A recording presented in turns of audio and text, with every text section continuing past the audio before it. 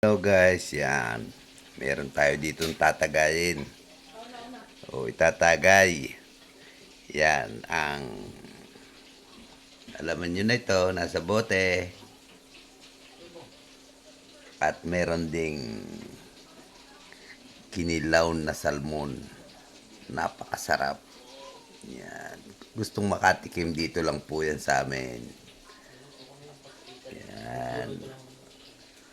Ang sarap nito.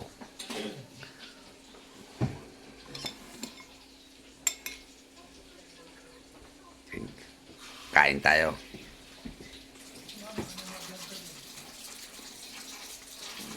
Sarap po.